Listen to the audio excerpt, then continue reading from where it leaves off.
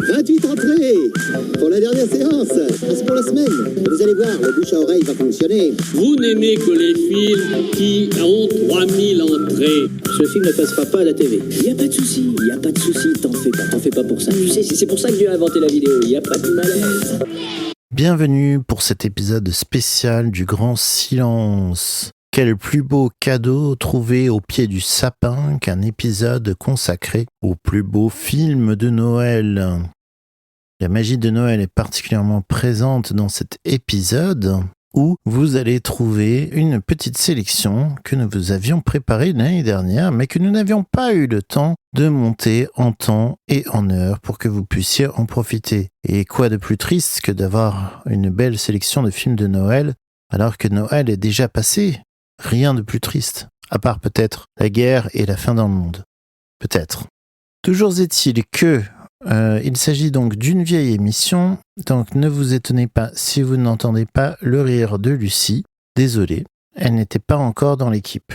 Cependant, vous allez normalement pouvoir apprécier beaucoup de belles choses, puisque nous avons du Cynthia Rothrock, beaucoup de belles choses. Donc vous allez pouvoir apprécier de nombreuses belles choses, et puis je ne vais pas rester beaucoup plus longtemps sur cette introduction. Le dossier est assez long. Il n'y a pas de bande-annonce parce que les bandes-annonces seront traitées dans le prochain épisode du Grand Silence qui sort incessamment sous peu, a priori tout début janvier, et voilà. Donc juste un dossier de 1h30 sur les films de Noël. Je vous souhaite une excellente écoute et à très bientôt pour de nouvelles aventures. N'hésitez pas à vous abonner sur Spotify ou sur la plateforme de podcast que vous préférez. N'hésitez pas à nous suivre sur Facebook. N'hésitez pas à nous suivre sur X ou sur Blue Sky.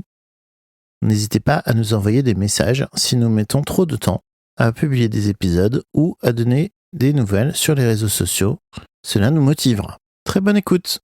Il n'y a pas de film. Le cinéma est mort. Il ne peut plus y avoir de film. Passons, si vous voulez, au débat.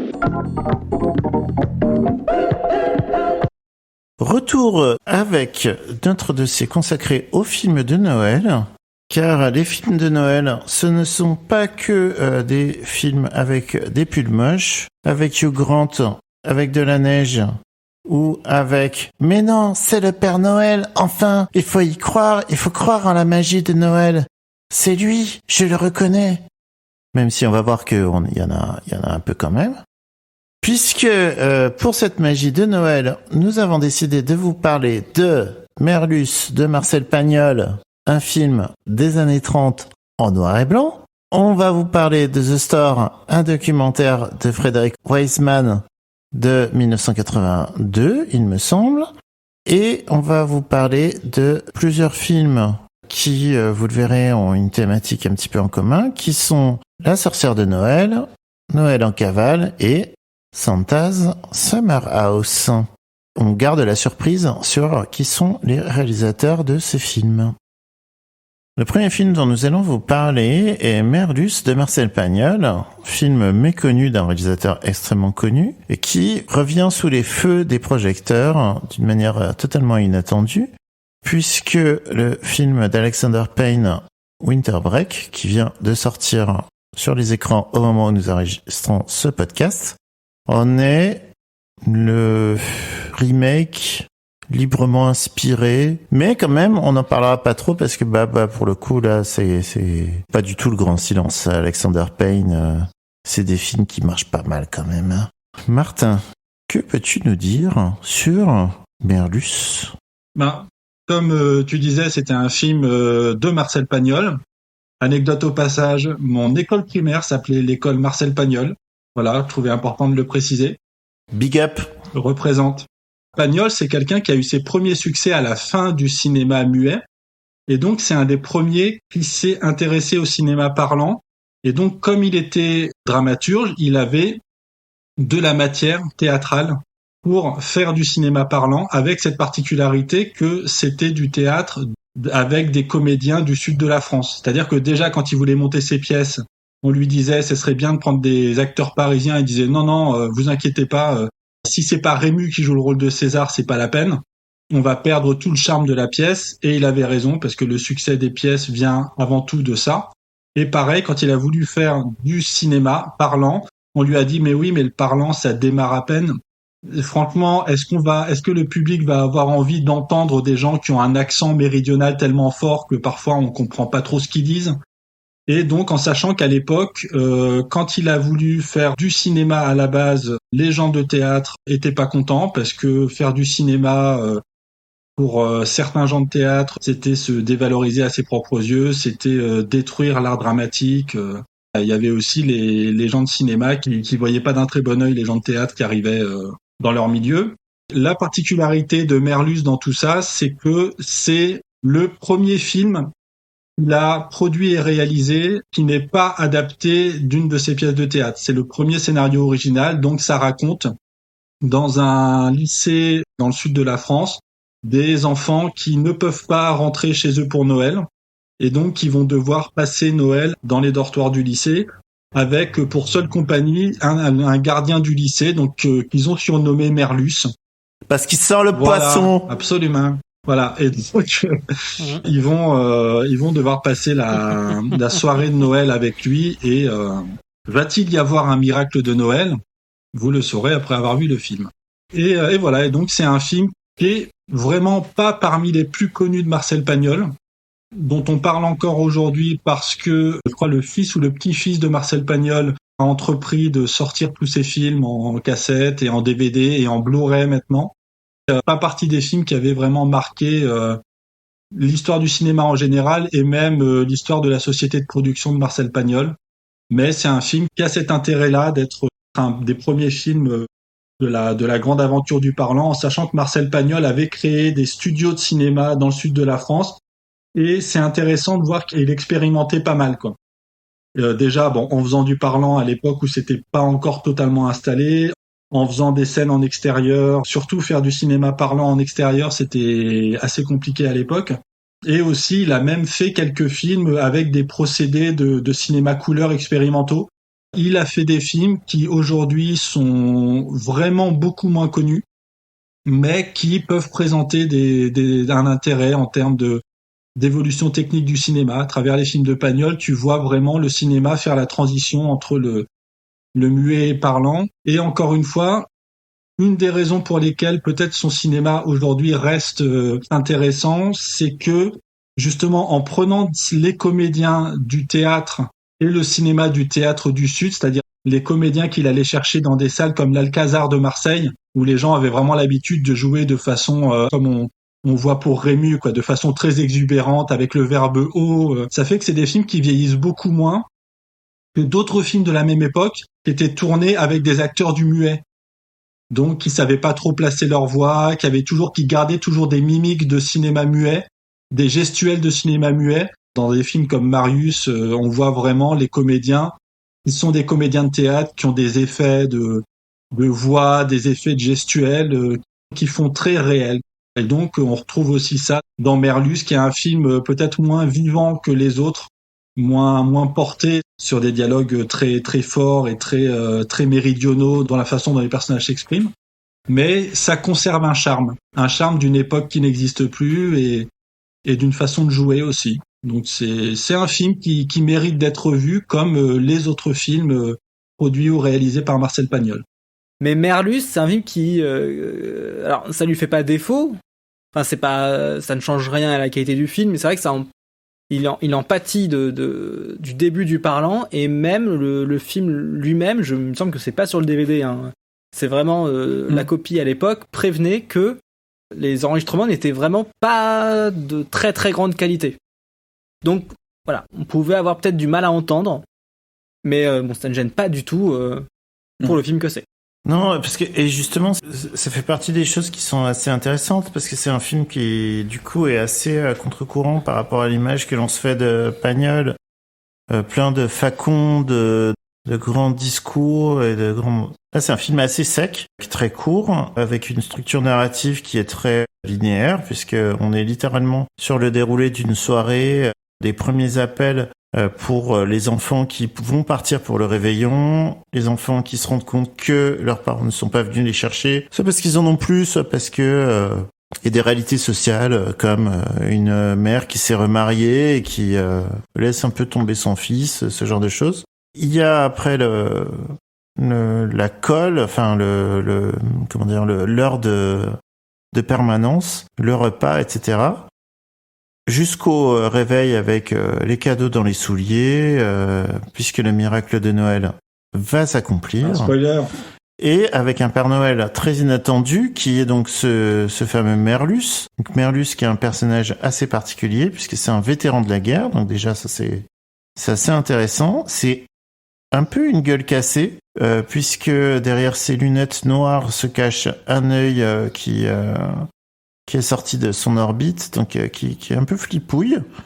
Je sais pas si c'est un trucage ou pas. Je pense que c'est un trucage, mais je suis pas sûr. J'espère. Il a juste un cache à sa lunette, donc on peut penser que c'est un trucage. Ouais, d'accord. En même temps, filmer un vrai orbite sans œil, en film familial, ça l'aurait pas fait non plus. Certes, mais on ne sait pas. moi, je suis grand public. Moi, j'ai envie de croire en la magie du cinéma. Voilà, laissez-moi mes rêves. Donc ouais, Merlus qui est censé être un mec super méchant, etc. Alors qu'en fait, il est pas plus méchant que ça. Hein. Et donc qui va faire les cadeaux aux enfants, et puis après les enfants ils vont dire faites Merlus, celui qui fait du mal à Merlus, je lui pète à la gueule. Donc voilà, un retournement, à la fin tout le monde aime Merlus, et puis un drama, est-ce que Merlus va être envoyé parce qu'il a donné des cadeaux aux enfants? Mais non, en fait il va avoir la palme académique. Enfin c'est plein de surprises et plein de bonheur. Et je voulais faire une mention spéciale pour les deux adolescents qui sont un peu voyous dans le film, qui sont nettement plus âgés que les autres, qui doivent du coup être en fin de scolarité, et qui sont des sortes de Bosozoku marseillais, avec des grands manteaux, avec des inscriptions derrière. Ça m'a beaucoup intrigué en fait. Il y a un côté Naruto à la fin là, quand il a son manteau d'Hokage, et à mon avis, ouais. Et ça effectivement. Ça doit être une référence, je pense, dans Naruto. À Merlus. Je pense. Mais du coup, c'est cool parce qu'effectivement, enfin, ce que disait Martin, c'est que il y a un côté un peu documentaire. C'est-à-dire que, pour le coup, les enfants, j'imagine que c'était des jeunes comédiens. Je sais pas s'ils ont fait des trucs après, même si c'est pas impossible parce que de ce que j'ai vu sur IMDb, Pagnol, il tournait quand même vraiment beaucoup avec les mêmes acteurs. Mais il y a un côté, voilà, c'est l'école en 1930. À mon avis, il ne doit pas rester grand-chose du film de Pagnol dans Winter Break. Je pense que le film d'Alexander Payne va vraiment étoffer sur cette structure narrative du film de Pagnol. Bah, c'est vrai que ouais, pour rebondir sur ce que disait sur Martin, sur les films de Pagnol qui vieillissent le mieux, c'est celui qui était le plus ancré, disons, dans l'aspect marseillais. Enfin, vraiment qui était très très très spécifique à un moment donné, à parler donné, à un lieu vraiment précis. Et c'est vrai que Merlus a ce charme-là, c'est que c'est vraiment l'école d'antan, comme ça n'existe plus, à ma connaissance, et ce qui rend le film vraiment très passionnant.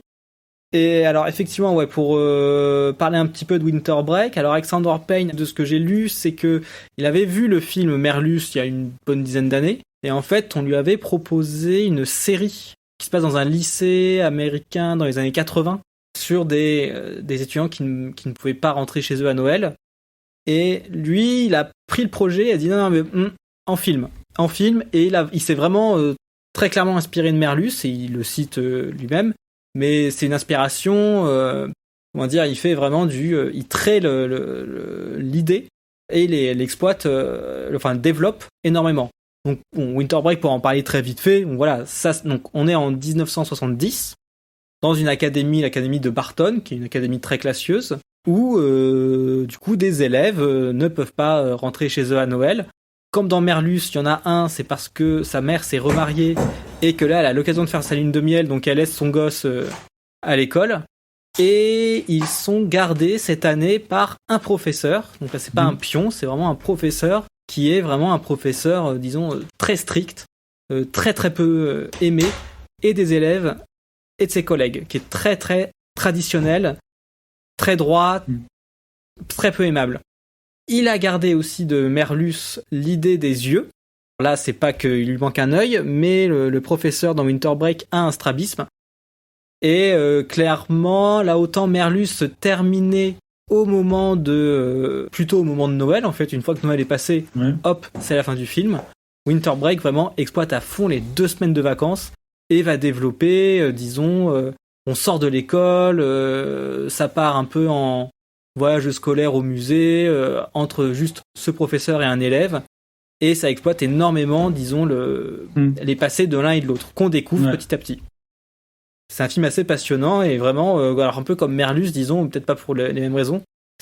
Winter Break est très très ancré dans les années 70, c'est-à-dire que si on n'est absolument pas au courant du film, ni des acteurs, ni rien, on peut croire que c'est un film tourné à l'époque. C'est-à-dire que le son, on a l'impression que c'est mixé en mono, ça a l'air d'être... Il y a une image très granuleuse comme la pellicule de l'époque, la direction artistique, la reconstitution est complète, on va dire, et vraiment, même les logos d'Universal au début du film, même la mise en scène, vraiment, c'est une direction artistique totalement d'époque. Et j'avais eu la possibilité de voir un autre remake du film qui avait été fait dans les années 60, et c'était avec George Wilson, donc le père de Lambert Wilson, qui jouait le rôle de Merlus. Et je crois que le film avait été diffusé à la télé française dans la période de Noël. Donc dans mon souvenir, l'aspect conte de Noël était encore plus marqué que pour le film original. Entre autres, je crois, dans cette version-là, à la fin, t'as genre Merlus qui va chanter des cantiques avec les enfants et tout. Et je crois pas avoir vu ça dans le film original. Ah oui. Donc voilà, mais c'est sympa, mais disons que c'est un film qui a un peu mal vieilli sur certains aspects. Je vais vous dire juste un truc, c'est un film qu'on peut voir sur la plateforme Madeleine. Donc c'est la plateforme, c'est Madelen, la plateforme de streaming de l'INA. Où tu peux voir énormément de films, où tu peux écouter énormément d'émissions radio issues des archives de la télé française. Et donc ce film-là, il y a des trucs qui ont un peu mal vieilli, notamment un personnage d'enfant qui, je crois qu'il est africain ou nord-africain, qui à un moment, et il y a un personnage qui le traite de macaque, donc déjà super, bonne ambiance. Et à la fin du film, il y a le générique de fin, c'est un surveillant qui fait l'appel et qui dit George Wilson dans le rôle de Merlus, machin dans le rôle de Bidule, et dans le rôle de macaque. Ok, bon, c'était une autre époque. Ouais. Voilà. Oui. Mais sinon, George Wilson est C'était extrêmement juste dans le rôle de Merlus. Vraiment, quand à la fin du film, il explique la raison de son comportement dans son rôle de pion, tu vois qu'il est vraiment... Enfin voilà, quoi. C'est un très très bon comédien, ce dont on ne doute pas, et il est vraiment très très très bon dans le rôle, quoi. On m'a déjà collé le titre des moyens, la plus mauvaise. On m'a donné la deuxième moitié de la récréation, de 4 à 7, celle où il fait nuit en hiver. On me fait surveiller les consignes du dimanche. On m'envoie comme gendarme aux classes de dessin.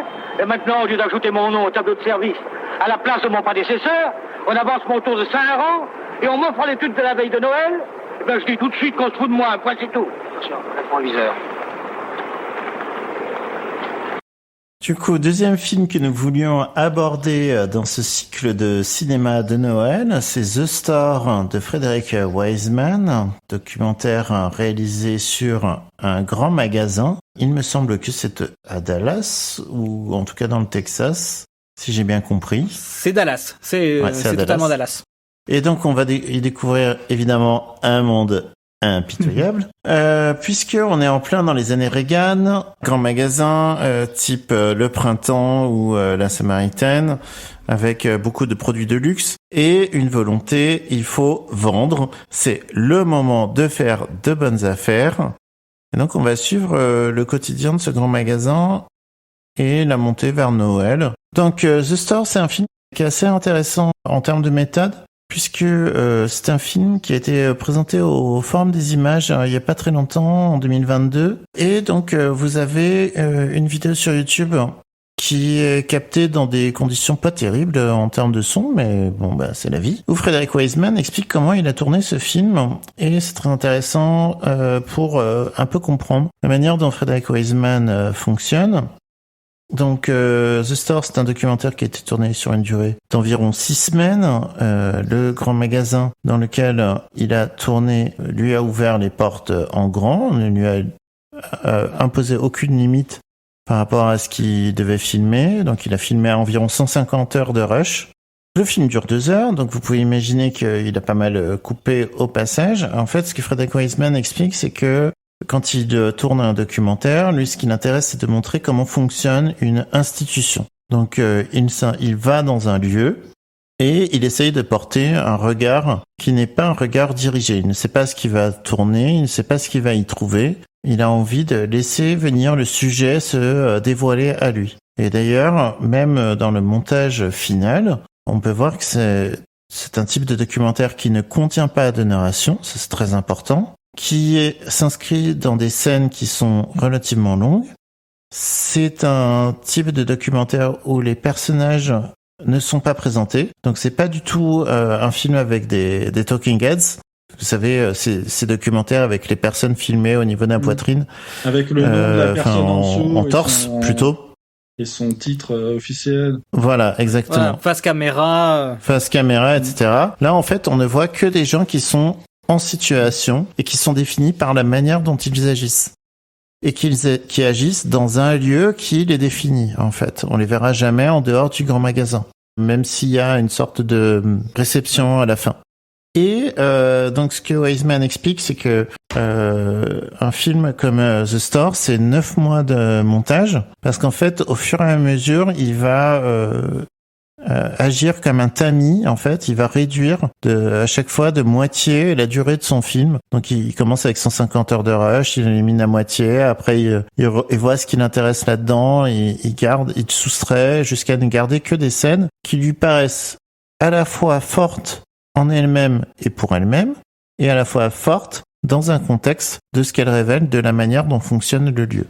Donc du coup, dans The Store, on va aussi bien voir des scènes de vendeurs qui conseillent des clients et des clientes, notamment un personnage qui m'a absolument fasciné, de vendeur de fourrure, qui va vraiment parler des reflets argentés sur la fourrure, vanter la qualité, etc., des trucs. Et on est vraiment dans les fourrures années 80, les énormes fourrures à la Cruella. Vous avez aussi des scènes de coulisses où on voit les réunions marketing qui précèdent et qui sont parfois très intéressantes. Notamment, moi, en tant que bibliothécaire, il y a quelque chose qui m'a beaucoup intéressé parce que le grand magasin vit de ses animations. Il y a régulièrement des chanteurs, d'ailleurs c'est toujours un peu glauque. Il n'y a pas grand monde dans le magasin parce que c'est un magasin pour les riches. Donc du coup il y a vraiment, on a un peu de peine pour ces intermittents du spectacle qui viennent faire leur travail. Et en réunion marketing, on a le chef qui dit bon, le contact avec les clients, être un tiers-lieu, c'est intéressant, mais il faut pas perdre de vue quand même ce qui est l'intérêt de notre business, c'est qu'on vend. Voilà. Donc il faut vendre quand même. Donc ce que je veux là, c'est que vous fassiez une liste de vos 5 meilleurs clients, vous les invitez, il faut qu'ils dépensent du fric. Voilà. Donc ça a le mérite d'être très clair.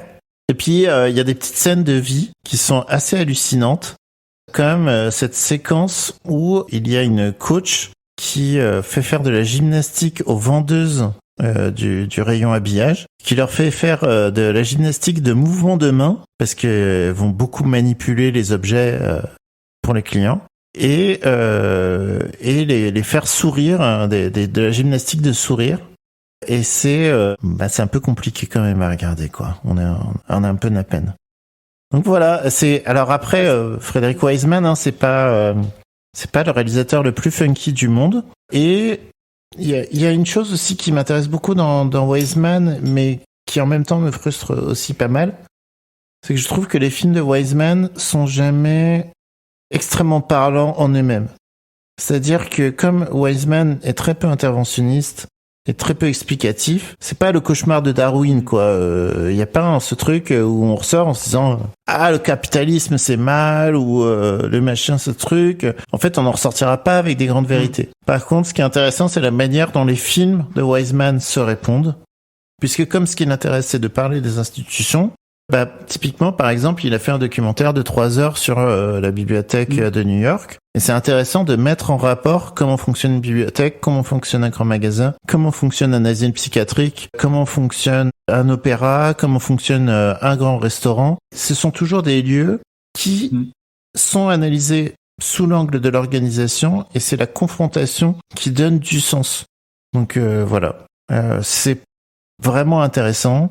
Après, voilà, c'est pas le film le plus funky du monde. C'est vrai que pour ça, les films de Frédéric Wiseman, ils peuvent être mis en rapport avec les films de Wang Bing dont on parlait en début d'émission. C'est-à-dire vraiment le côté, il va accumuler de la matière, et après, il va y avoir un nouveau travail au moment du montage, quoi.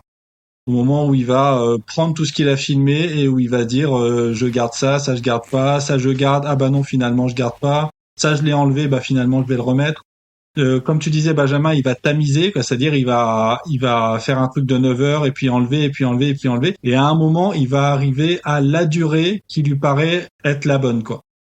Et ça peut être, il va pouvoir faire des films qui font 1 heure, 1 heure et demie, 2 heures, mais c'est vrai que souvent, on est aux alentours de 2 heures, 2 heures et demie, voire plus. Je sais pas si on peut dire que c'est instinctif, mais ce moment où il se dit, ça y est, ce que je voulais dire sur le sujet, c'est là, quoi. C'est concentré dans ce qu'on voit à l'image. Et donc, ça peut... la substantifique moelle, elle peut durer 1 heure comme elle peut durer 5 heures et demie, quoi. Et de ça, donc, il se rapproche de Wang Bing. Et il y a aussi ce côté, comme Wang Bing et comme aussi qu'un cinéaste comme Raymond Depardon, cette façon qu'il a de faire oublier la présence de la caméra pour que les gens commencent vraiment à ne plus jouer, quoi. À vraiment faire leur boulot, parce que tu vois des scènes du documentaire où tu te dis est-ce que les gens se rendent compte qu'ils sont ridicules, quoi, ou est-ce qu'ils se rendent compte de ce qu'ils disent, est-ce qu'ils se rendent compte de ce qu'ils montrent d'eux-mêmes dans le film. Et puis t'as des gens, je pense qu'ils croient donner une bonne image d'eux-mêmes, alors qu'au fait quand tu vois ça de l'extérieur, quand t'es pas dans son monde, et tu vas trouver ça ridicule ou révoltant. Et voilà, il y a d'autres moments qui vont être plus touchants, qui vont être plus Mais effectivement, tu parlais tout à l'heure de la scène des vendeuses à qui on fait faire des exercices avec leurs mains. Ça m'a un peu rappelé quand j'ai été caissier pendant 3 ans à Carrefour. Moi, j'ai pas vécu ça personnellement, mais effectivement, tu pouvais avoir de la peine pour les gens qui étaient là pour faire de l'animation un jour dans la semaine. Bon, nous, ça nous saoulait parce que t'entendais le gars faire les mêmes blagues à longueur de journée. Mais j'imagine que lui, ça devait le saouler encore plus de faire la même blague à longueur de journée, en se disant, bah oui, mais les gens qui ont entendu la blague il y a 20 minutes, là, ils sont déjà partis, donc il faut que je la refasse. Voilà. C'est un peu la façon dont fonctionne un grand magasin, c'est-à-dire comme beaucoup des institutions, c'est un endroit auquel t'es confronté. Il a fait aussi un truc sur les centres d'aide sociaux, ce genre de choses. Toi, à moins d'avoir une vie très compliquée, il y a des endroits comme ça que tu traverses, quoi. Tu vois ça une fois de temps en temps dans ta vie, mais tu passes pas des heures. Et puis c'est intéressant de voir comment ce monde fonctionne quand on s'y arrête, quoi. De voir un peu tous les aspects, toutes les dimensions d'un lieu. Et ça, il est vraiment très doué pour ça, je trouve. J'ai pas vu tous les films de Wiseman, mais c'est vrai qu'il y a ce truc il prend l'institution, il va essayer d'être très exhaustif, en fait, de révéler tous les aspects de son sujet. Et donc, alors, il y a les aspects où ça roule, et les aspects où du coup, on voit qu'il y a un problème, il y a un sévère problème.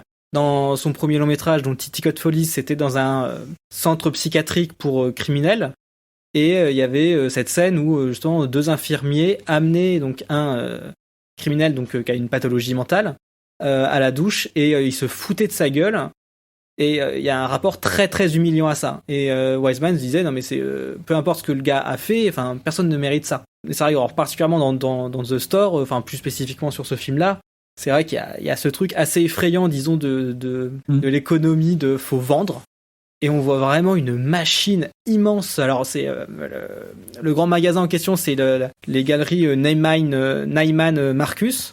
Donc c'est effectivement c'est comme la Samaritaine ou autre chose, mais voilà, ça reste sur des trucs de luxe et où effectivement les clients ne viennent pas pour une veste assez simple ou quoi, mais on parle de vestes en fourrure à 35 000 ou 40 000 $. Le choix se fait là, et il y a ce truc très très effrayant il te montre la machine bien huilée pour nous faire vendre. Donc on est dans un espèce de cocon, on est bien, il y a de la musique.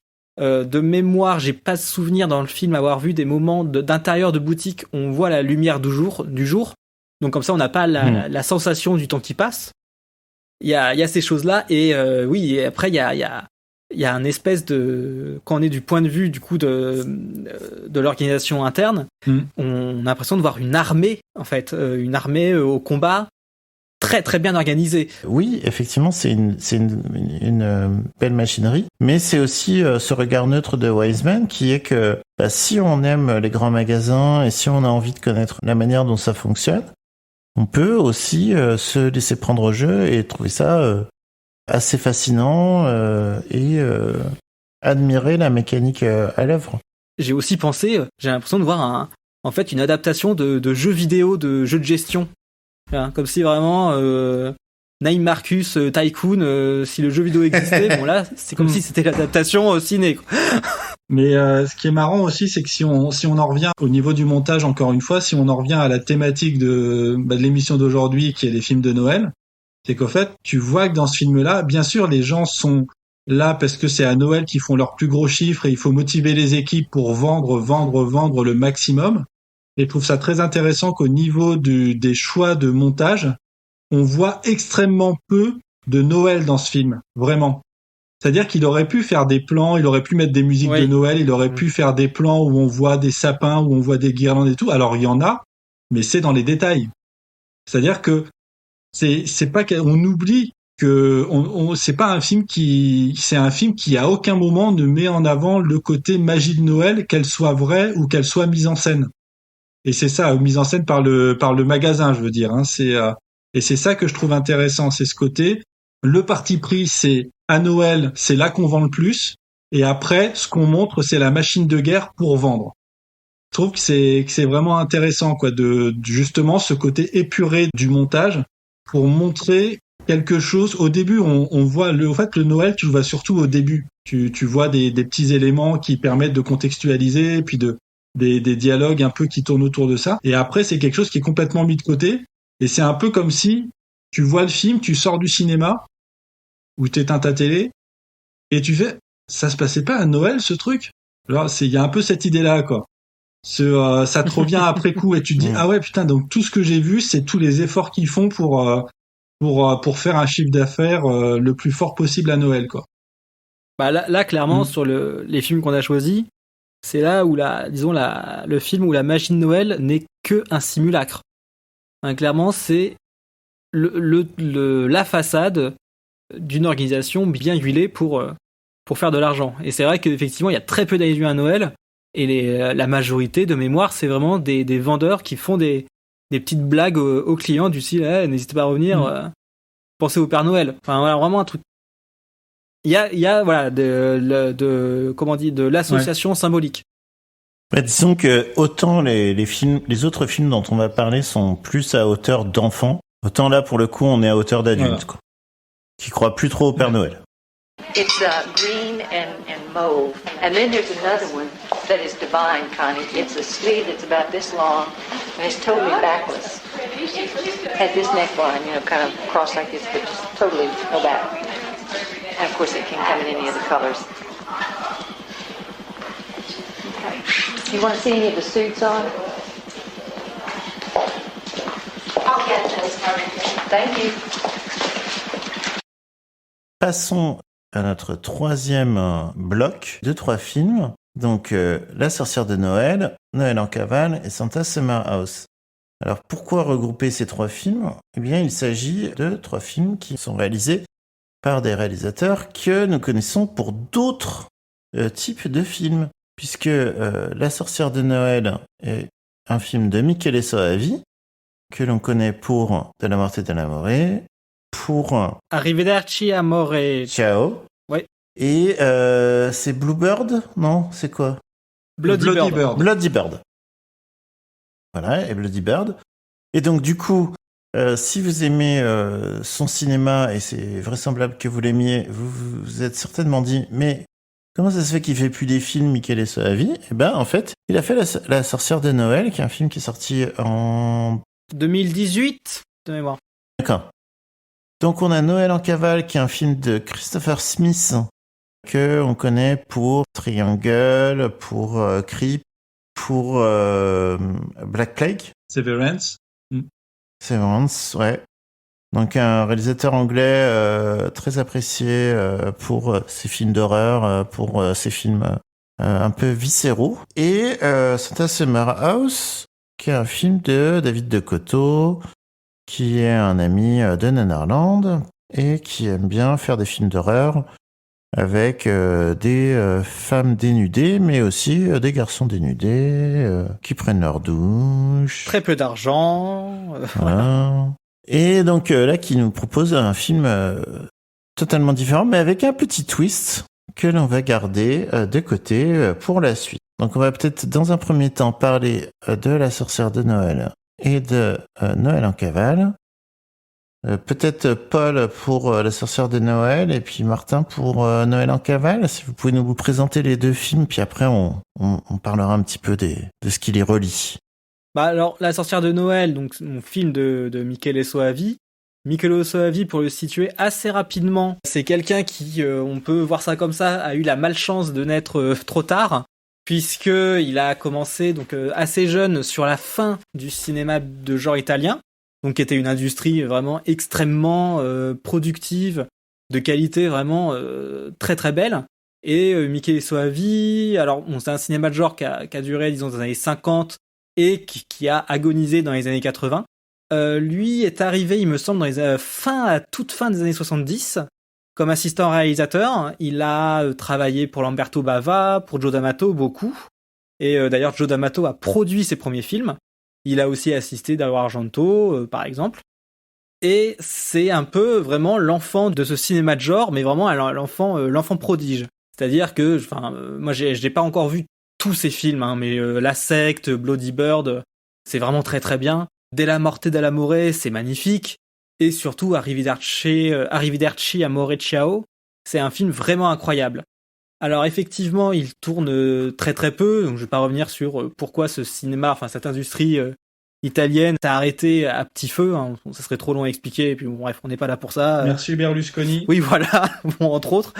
Et alors, effectivement, en termes de films de cinéma, il y a eu Della Morte dell'Amore en 94, ensuite Arrivederci Amore Ciao en 2006, et ensuite La sorcière de Noël, encore 12 ans plus tard. Mais, ceci dit, Michele Soavi n'arrête pas de travailler, dans le sens où il tourne beaucoup de téléfilms. Alors, je n'en ai vu aucun de ces téléfilms, mais ils ont quand même une bonne réputation, vraiment de très bonne facture, mais bon, c'est un peu un symptôme que, je veux dire, un gars comme lui n'arrive pas trop à se faire une place au cinéma.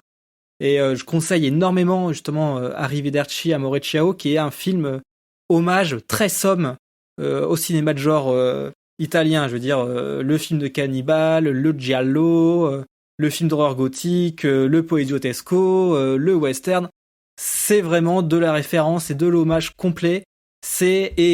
Même si vous n'y connaissez rien au cinéma italien, c'est un polar excellent. Voilà, très très bien emballé. Un final incroyable. Ah ouais, un personnage d'ordure magnifique. Voilà, vraiment. Une chanson qui va vous rester dans la tête toute votre vie, quoi. C'est vrai. Ah oui, totalement. Ouais. Toute la vie. Parce qu'en fait, t'entends la chanson pendant tout le film, mais sur la dernière scène, waouh. Là, ça rentre dans ton cerveau, ça n'en sort plus, quoi.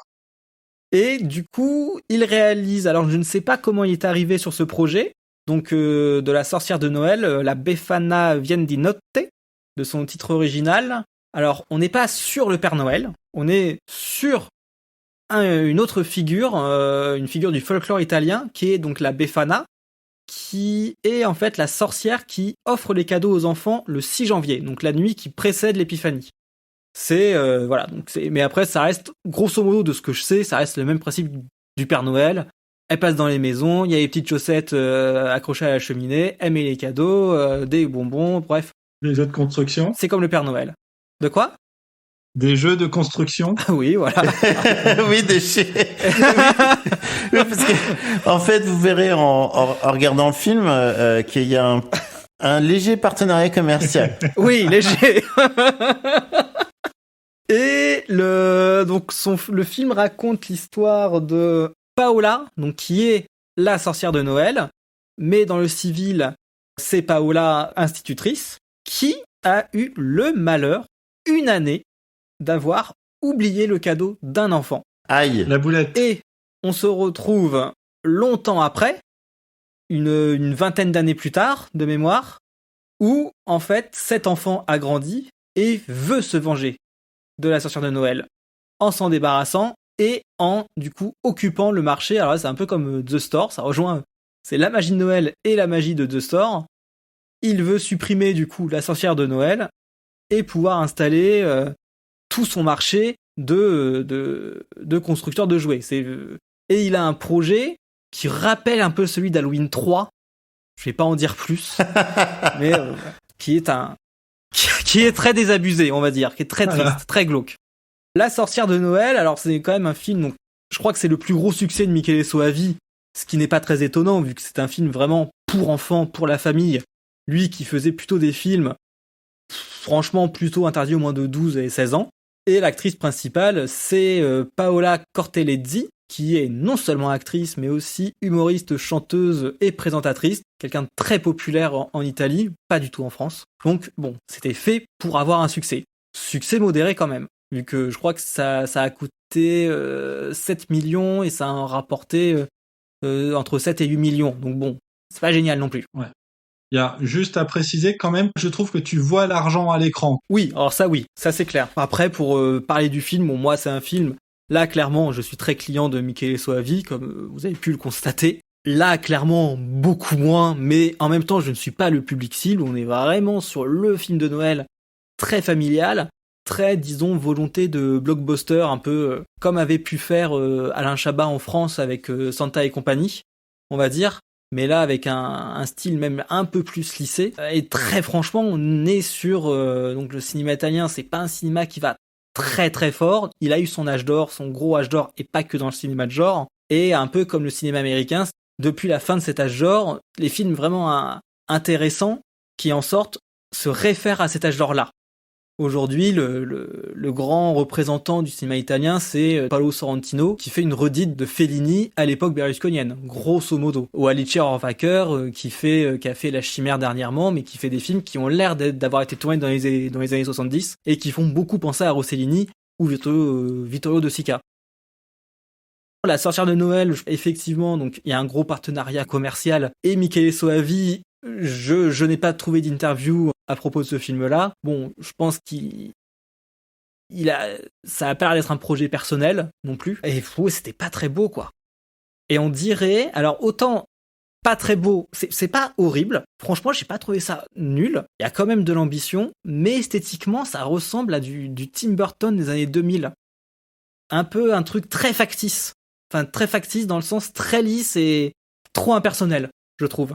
C'est un peu l'impression que j'ai eue aussi, c'est-à-dire que quand tu vois les films de Tim Burton maintenant, t'as l'impression de voir des films réalisés par quelqu'un qui essaye de faire du Tim Burton. Et là, dans ce film-là, moi, c'est un truc que j'ai plutôt presque mis au crédit du film. Effectivement, c'est pas un film qui est très personnel, même si moi, je trouve que la comédienne principale, elle est contente d'être là. Elle est motivée, elle a des petites expressions. Tu vois que non seulement que elle se donne dans le rôle, mais qu'aussi à la réalisation, t'as pas l'impression qu'il s'en fout au fait de son film. Le film est pas très bon, mais t'as quand même l'impression par moment que il fait quand même de la mise en scène, c'est-à-dire qu'il dit un peu, fait un peu comme ci comme ça. Et c'est le genre de film que personnellement je trouve intéressant quand tu les vois sans savoir qui a fait le film. Tu vois, le genre il passe à la télé, tu te dis bah tiens je vais regarder ça, et de voir qu'à des tout petits moments tu vas un peu relever la tête, quoi. Il y a des petits moments où tu vas faire ah ouais, là il y avait un truc là. Mais vraiment genre l'espace d'une scène ou l'espace d'un plan. Par exemple, il y a un moment ils arrivent dans un cimetière. Ouais, j'allais en parler. Et il y a une espèce de tombe où tu vois une statue. Ça fait t'as vraiment l'impression d'être d'un seul coup dans un film de la Hammer ou dans un truc bien gothique comme il faut, quoi. Et déjà c'est une scène où tu vois l'espace d'un plan ou deux que d'un seul coup il y a une image qui est un peu forte, quoi, et qui détonne un peu dans un film avant tout pour enfants. Et il y a aussi cette scène où en fait il rencontre un personnage qui au début est bienveillant et qui finalement va se révéler être du côté des méchants, et en plus il devient une espèce d'ogre.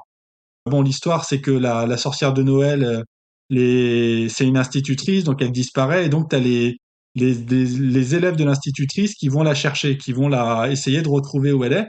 Et donc, t'as un moment, ces enfants qui rencontrent ce personnage, et d'un seul coup, ils se retrouvent donc je vais pas spoiler, mais ils se retrouvent dans un danger de mort, mais un danger de mort violente, quoi.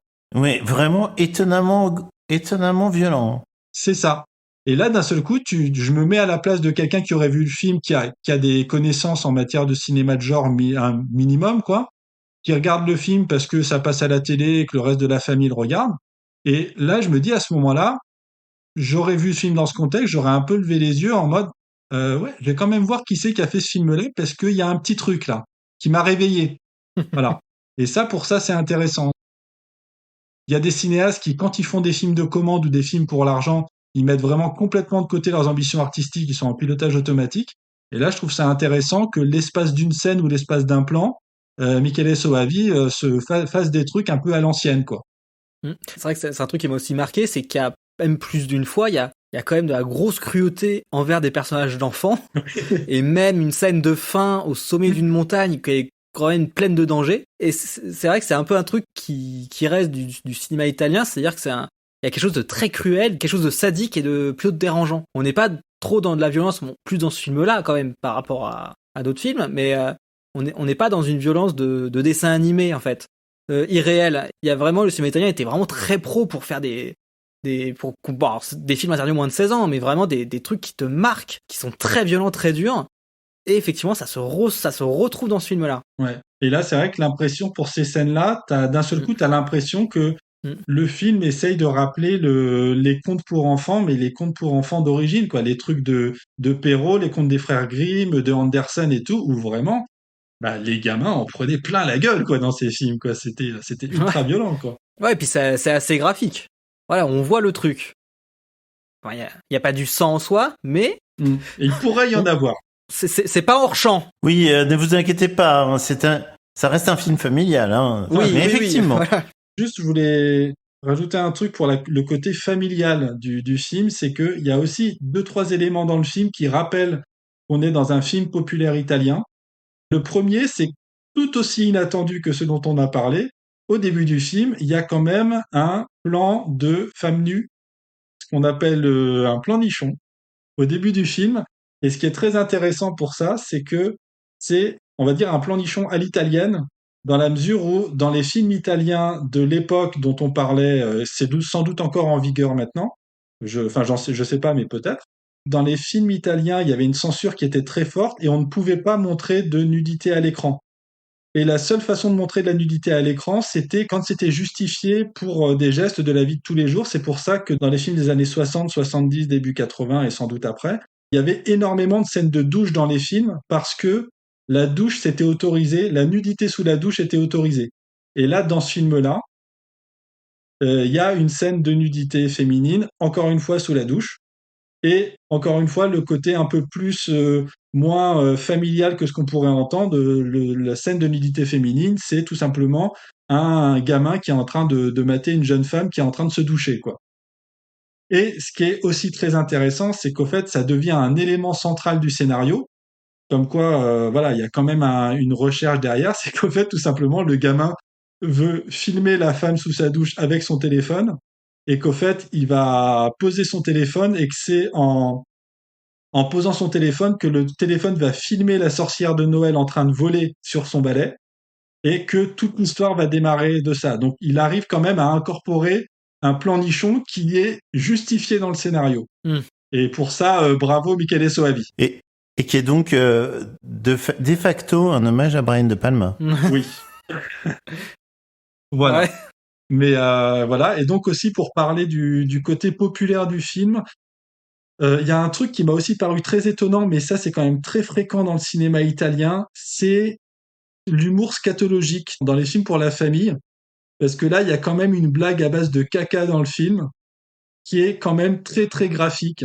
C'est-à-dire que c'est au moment d'une poursuite à vélo. Donc la poursuite à vélo, c'est vraiment depuis les films de Spielberg, c'est des classiques des films vus à hauteur d'enfant.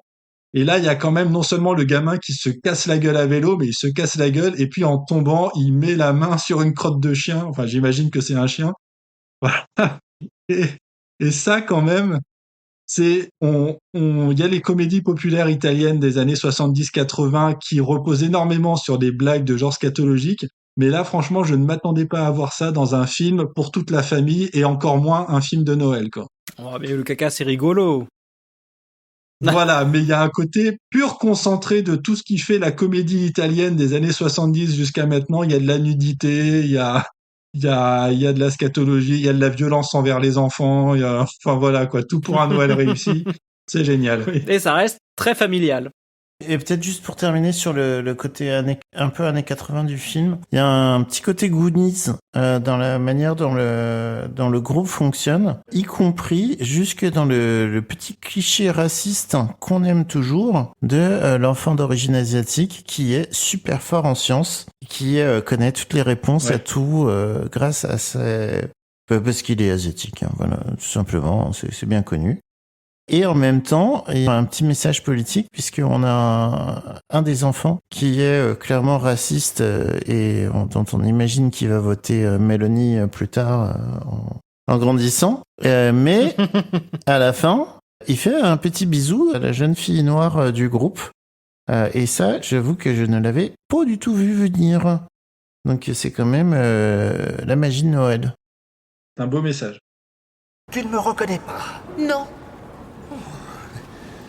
Tu as ruiné ma vie et tu ne me reconnais même pas. Un de mes anciens élèves? Si seulement tu avais bien fait ton travail, mon enfance aurait été tout à fait différente. Non, ma vie entière aurait été différente. Et mes parents seraient aujourd'hui encore ensemble. Mais je peux savoir qui tu es. Je suis le pauvre enfant qui t'avait demandé les montagnes russes Kinex.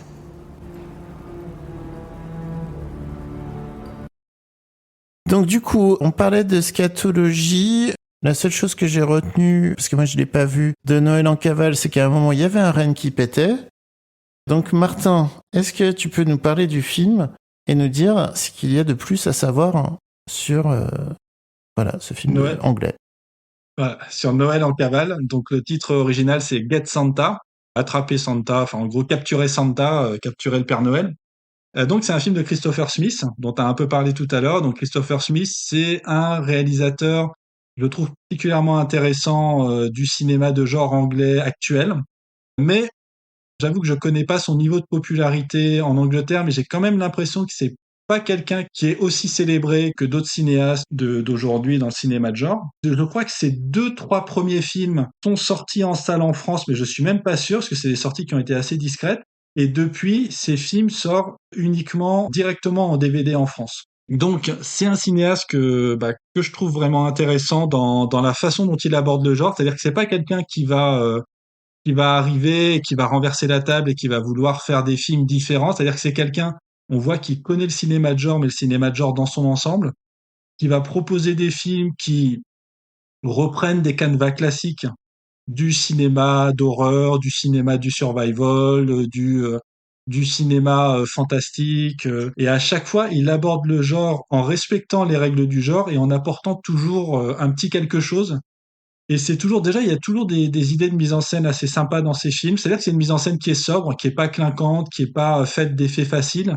C'est une mise en scène qui est fonctionnelle et qui fonctionne à plein volume et il y a toujours des petits trucs en plus. Donc voilà, on avait parlé de ces films. Il avait fait Creep, donc sur une jeune femme allemande à Londres qui est donc Franka Potente, qui erre dans le métro londonien parce qu'elle a raté le dernier métro et du coup elle va découvrir une créature plutôt agressive, quoi. Elle va essayer de survivre à cette nuit dans le métro londonien en attendant que les portes s'ouvrent. Voilà, il y a Severance où ça parle d'un séminaire dans une entreprise qui vend des armes dans un pays autrefois en guerre où les armes qu'ils fabriquent ont été utilisées, mais ça j'en dirai pas plus non plus. Et donc dans ces 3 premiers films qui ont été les plus remarqués, le 3e c'est Triangle, où au fait c'est des jeunes qui partent en bateau et qui découvrent un paquebot abandonné et qui se retrouvent dans une boucle temporelle. On peut aussi parler de Black Death, donc c'est la mort noire. C'est Sean Bean au Moyen-Âge, pendant la peste noire, tu te dis, bon, ça va bien se passer, quoi. Forcément, il va lui arriver plein de trucs. Il va s'en sortir. Et voilà. Et donc, plus récemment, il a fait un film qui s'appelle Détour. C'est plus une espèce de road movie. Mais voilà. Mais donc, il fait des films qui sont toujours, je trouve, assez intéressants. Il y a jamais vraiment des grandes stars, plus des gens qu'on voit comme des bons seconds rôles. Donc, il choisit bien ses comédiens, déjà. Et aussi, je trouve que ce qui fait la particularité de ses films, c'est qu'il a toujours une capacité à créer des personnages en 3 dimensions, des personnages qu'il va réussir à humaniser avec vraiment des détails qui font que ce qu'ils vivent dans le film va être encore plus horrible que l'impression qu'on aurait eue si ça avait juste été des personnages fonction. Triangle tourne autour d'une femme qui est mère d'un enfant autiste et qui est mère complètement débordée de cet enfant autiste, quoi, qui doit refaire tout le temps les mêmes mouvements, les mêmes gestes dans la vie de tous les jours, sinon son fils devient complètement ingérable. Et donc le fait qu'elle vive ça au quotidien rend le côté boucle temporelle encore plus rude pour elle, quoi. Il a cette capacité, par un travail sur le scénario, de rendre des structures classiques plus intéressantes que ce qu'elles seraient de prime abord. Et donc, avec Noël en cavale, c'est un peu la même chose, même si on sent que c'est un film qui est un peu en dehors de ce qu'il fait d'habitude. Les films qu'il fait sont intéressants, mais j'imagine qu'ils n'ont pas un énorme succès. Donc, au bout d'un moment, il faut quand même faire des choses plus bankable. Et donc, ce film-là, ça parle d'un petit garçon dont le père vient de sortir de prison. Et donc, il va découvrir un traîneau. Il pense que c'est le traîneau du Père Noël. Donc, il y a toute une histoire où, au fait, il y a le personnage du Père Noël qui lui-même va se faire arrêter, va se retrouver en prison, donc va essayer de survivre en prison. Tandis que le fils, de son côté, essaye avec le père de retrouver les rênes du Père Noël, de retrouver le Père Noël lui-même. Et voilà, je trouve qu'il y a ce côté, cette idée de travailler sur le personnage qui sort de prison. C'est pas juste un père qui retrouve son fils pour Noël et tout ça. Il y a le côté, je sors de prison, donc quelque part, je dois me racheter. Et donc, il va donner des conseils au Père Noël pour survivre dans la prison. C'est pas un film aussi représentatif que ce qu'il faisait, mais il y a quand même une petite touche de cinéma de sale gosse, quoi, qui est quand même plutôt pas mal pour un film de Noël. Donc, Benjamin, t'as parlé de la scène des rennes qui pètent. Voilà, et ça, bon, c'est totalement inattendu et c'est le moment où effectivement tu te dis mais pourquoi il a fait ça?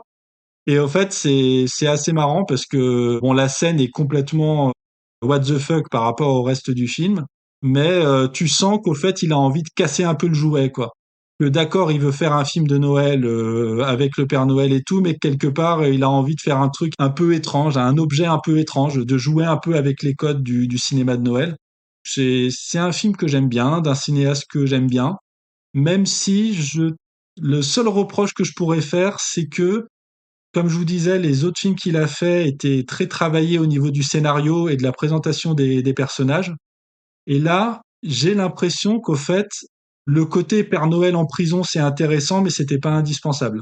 C'était peut-être qu'en se centrant plus sur le père et le fils, en mettant un peu plus d'ambiguïté sur est-ce que le Père Noël existe dans le film, ou est-ce que le personnage qu'on a vu, c'est vraiment le Père Noël? Ça aurait peut-être gagné à rester un peu dans l'ambiguïté.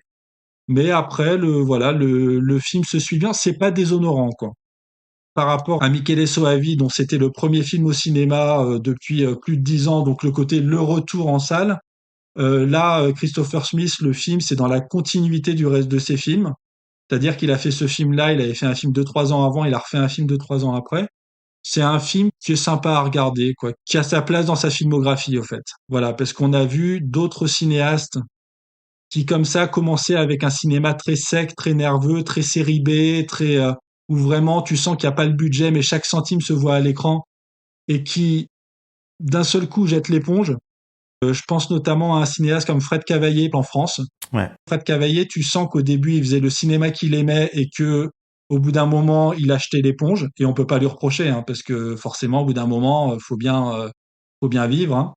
Et autant Christopher Smith, tu sens qu'une fois, il s'est permis un film plus familial, avec notamment Jim Broadbent, donc qui est un des grands acteurs populaires anglais qui joue le rôle du Père Noël, où tu sens que là, il a voulu faire un film bankable.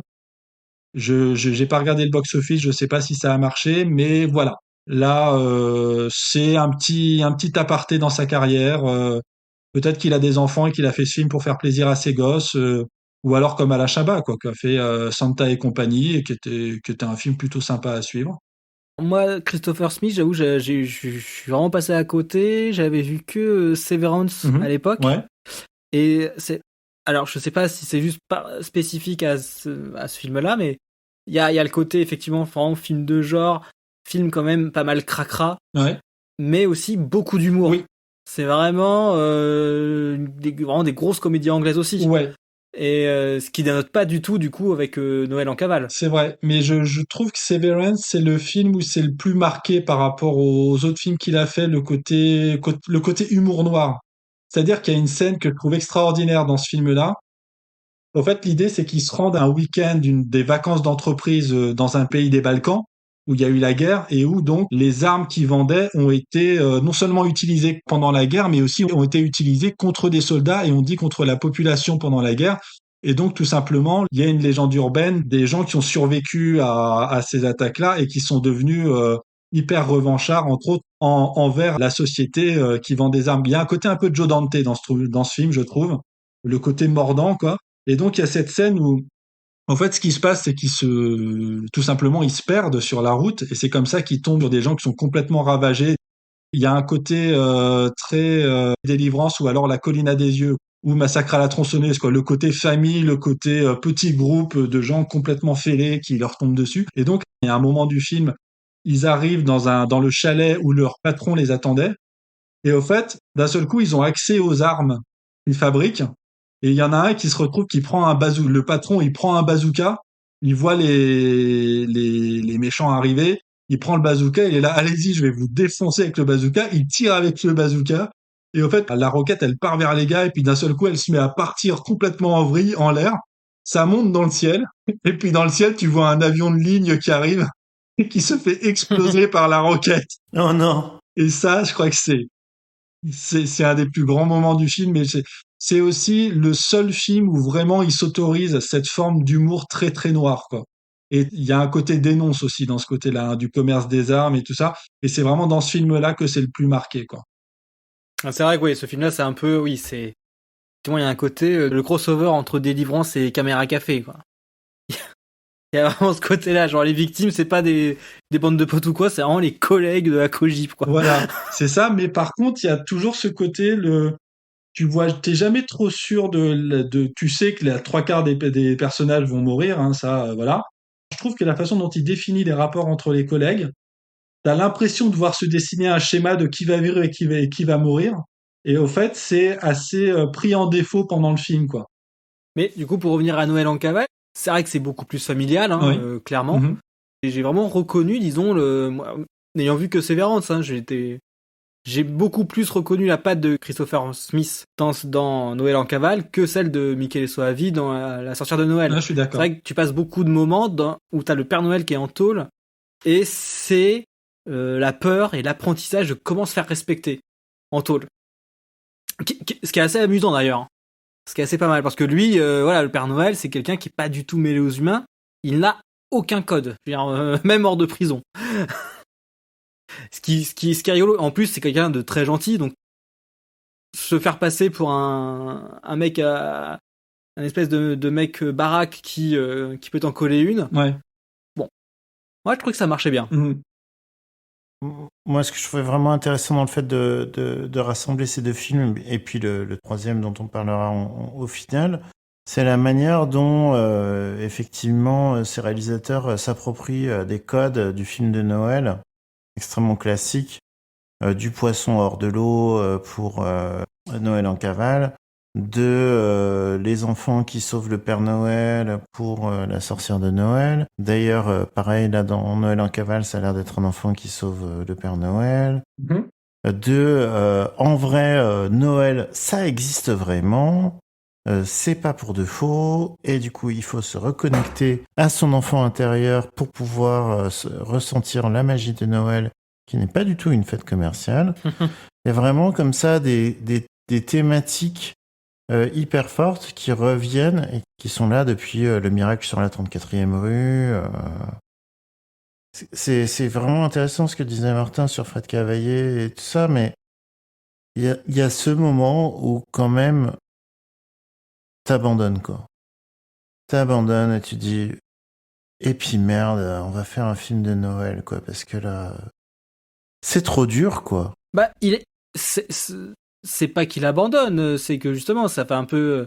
Alors, je sais pas du tout de qui était le projet, enfin, de qui vient le projet Noël en cavale, mais si c'est un truc de producteur et on l'a proposé à Christopher Smith, ça fait plutôt film de mercenaires, à savoir, ok, je vais faire ce truc à ma sauce là, quoi. Je vais en profiter pour penser de mes idées. Alors, en fait, il l'a écrit et réalisé. Mais après, ça peut aussi être une commande.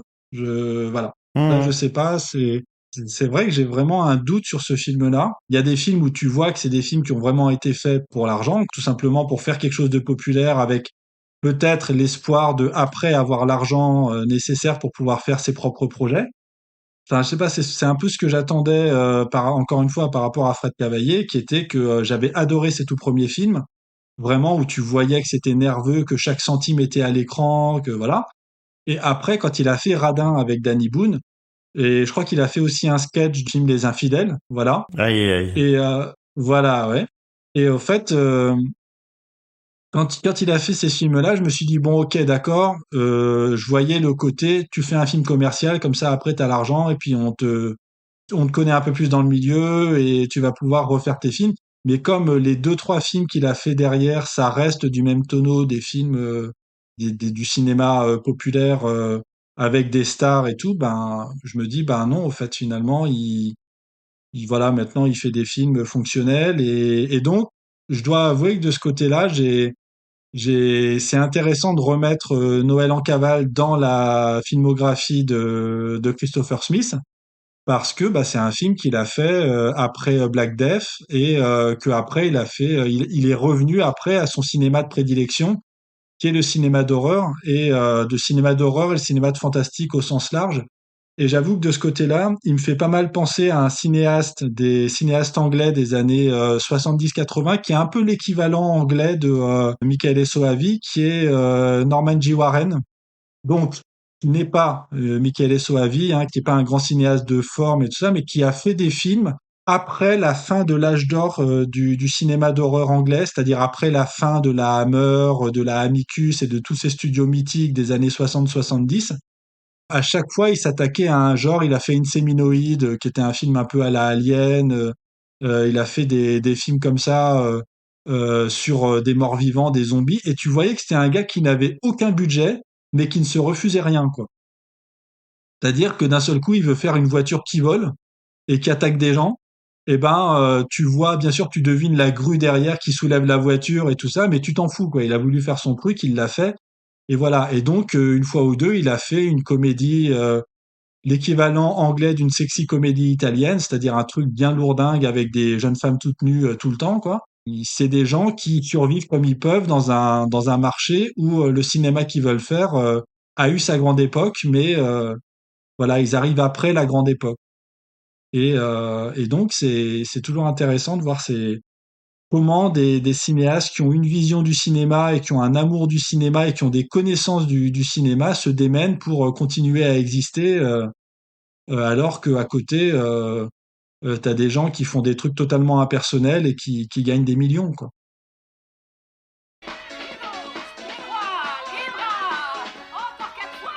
Ce sont des images de Sydney en Australie, où la soirée de Noël a commencé comme tous les autres jours. Hier, nous vous avons parlé de reines qui se promenaient sur le Tower Bridge. Et aujourd'hui, cette histoire de Noël a pris une autre tournure mystérieuse.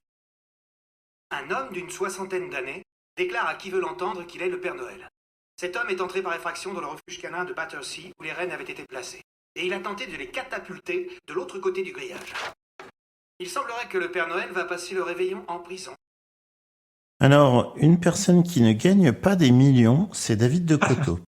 Transition absolument géniale. Donc, on termine sur un dernier film, hein, last but not least, même si quand même, en fait, si, totalement liste. Santa Summer House, film de 2012, Qu'est-ce que c'est Santa Summer House ? C'est ce qu'on appelle un film high concept. C'est-à-dire que vous avez un concept qui est extrêmement vendeur.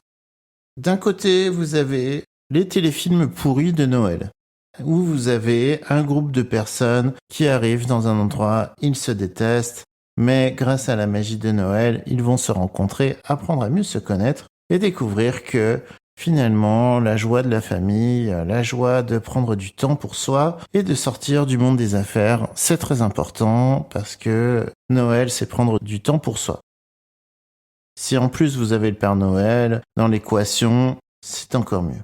D'un autre côté, vous avez des acteurs des années 80 connus pour des films de bagarre, puisque vous avez Gary Daniels, vous avez Daniel Bernhardt, vous avez Cynthia Rothrock, vous avez une autre actrice dont j'ai perdu le nom, mais qu'on a vu... Cathy Long, qu'on a vu dans Nights, qui doit être, je crois, chroniqué sur Nanarland, il me semble, avec Rutger Hauer. Ouais. En tout cas, c'est un film qu'on voit régulièrement dans les caches converteurs, qui était aussi dans un épisode de Walker Texas Rangers.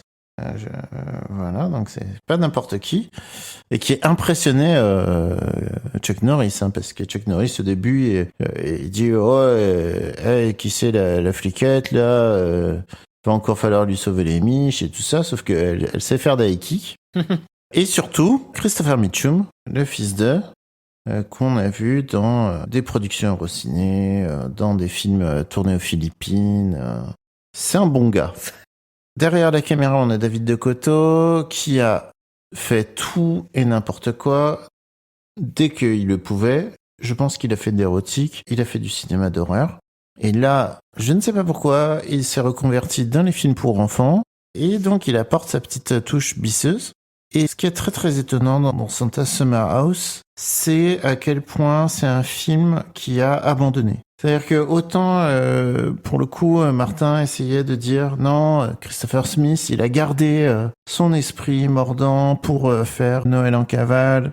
Michele Soavi, bon, ok, il a peut-être un peu plus lâché l'affaire, mais il y a des petites touches gothiques, il y a des petits trucs un peu bis. Autant Santa Summer House, c'est quand même vraiment, vraiment, vraiment nul. Okay. Et ce qui est fou, c'est que c'est vraiment le film de quelqu'un qui n'a pas envie d'être là. Et on sent qu'ils s'amusent, qu'ils sont contents d'être là, qu'on leur propose autre chose que de tataner. Des parties de croquet. Mais par contre, Decotto, il a pas envie d'être là. Il n'y a pas de musique dans le film. La musique, c'est de la musique de stock, totalement décorrélée de ce qui se passe à l'action. Il y a de la musique qui peut s'arrêter au milieu d'une scène, et puis une autre musique qui continue. On a vraiment l'impression qu'il y a une playlist qui a tourné au montage. Et puis si ça se greffe mollement sur l'action, tant mieux. L'image est immonde. Vraiment, vous prenez un iPhone, vous tournez, je pense que vous trouvez des meilleurs angles de caméra que lui. Il y a une absence d'effets spéciaux absolument remarquable. Le film commence, on nous dit qu'il y a un brouillard magique qui fait perdre les voyageurs et qui les fait rentrer dans cette dimension de Noël. Non, il y a pas de brouillard. Alors, on le voit pas, mais ils le disent au moins 10 fois. Le brouillard, ouais. Le brouillard. Ouais, ah oui, terrible ce brouillard, oh là là, incroyable. On a un Père Noël qui a même pas de budget barbe. Non. C'est l'été, il s'est rasé. C'est ça. Et donc, ouais, c'est justifié par le fait que, voilà, j'ai le droit de prendre des vacances dans ma résidence secondaire aux États-Unis, hein, merde. Et surtout, ce qui est fascinant, c'est à quel point le film ne tente absolument rien pour sortir des clichés. C'est-à-dire qu'on a vraiment tout, quoi. On a le gars qui est devenu méchant parce qu'il a pas eu son jouet quand il était gamin. Construction. Voilà, mais au final, le Père Noël lui dit « Mais et si toi, tu le construisais, ton jouet ?» Ah ouais. Il y a la famille qui s'embrouille, mais au final, ils vont se retrouver parce que ils vont apprendre à communiquer entre eux. Les deux sœurs dont l'une a élevé l'autre à la mort des parents. Et du coup, elle est très couvante, mais il faut apprendre à faire confiance, etc. Voilà, quoi. Et au milieu, il y a Chris Mitchum qui fait régulièrement des ho ho ho pour nous rappeler qu'il est le Père Noël. Cynthia Rothrock en Mère Noël, qui est vraiment très contente d'être là. et qui est là tel un soleil avec ses cookies, ses mèches. Elle fait des cookies. Et ses cookies. Elle fait les cookies de Noël. Les cookies. Et puis au milieu, et là je vais passer la parole à Paul parce que je sens qu'il a très envie d'en parler, d'exorciser ça. Oh, il y a 8 minutes de scène de croquet filmé filmé à l'iPhone. En prise de son direct. C'est même pas l'iPhone, je sais pas, c'est au Motorola quoi. Je sais pas comment. En fait, faut dire, c'est que tout le film est en plan fixe. Plan extrêmement moyen, c'est extrêmement générique. Générique pour dire un personnel est nul, hein. Vraiment c'est lambda. Et t'as cette scène de croquet où là pour le coup, alors ça fait pas semblant, c'est-à-dire que les acteurs jouent réellement au croquet. Oui. Il y a a priori des dialogues qui ont été écrits, mais c'est filmé. Ils jouent pas très bien. C'est filmé à la main. Je sais pas, c'est genre quand quelqu'un parle, il n'est pas dans le cadre et des fois il y a ça va violemment vers les têtes des personnages, violemment par terre pour voir le suivi des balles. De temps en temps, ça fait des petits mouvements. C'est voilà, c'est vrai que c'est une scène, on dirait que elle pourrait faire partie du dogme 95, mais le truc c'est que par-dessus, il y a une musique, donc vraiment la musique stock shot dégueulasse de Noël. C'est une scène assez hypnotique et ça dure pas ça dure pas 30 secondes, hein, ça dure c'est 8 minutes, vraiment. Enfin, c'est au moins 5 minutes, hein, réel. D'après les commentaires IMDb, il y a quelqu'un qui dit je comprends pas ce que je viens de regarder. Bah, la personne qui filme ne sait pas ce qu'elle doit filmer. Voilà, tu fais bien de parler du Dogme 95 parce que moi, quand je regardais ce film, j'avais l'impression de voir le film Le Directeur de Lars von Trier. Donc c'est après, il faisait plus le Dogme 95 à ce moment-là. Donc, juste on rappelle rapidement, le Dogme 95, c'était un manifeste. Ouais, un ensemble de contraintes de filmer. Ouais. Hein, pour filmer. Voilà, oui, c'était en gros, c'était faire du cinéma, mais le plus épuré possible. C'est-à-dire pas de musique, pas d'effets spéciaux, des prises de son direct. Je crois que c'était même une seule prise, les dialogues improvisés. Et par exemple, au tout début de leur film de Lépine et Carverne, leur film était estampillé Dogme 95 et ils ont perdu le label quand ils ont fait une explosion en effets spéciaux dans Louise Michel. D'accord.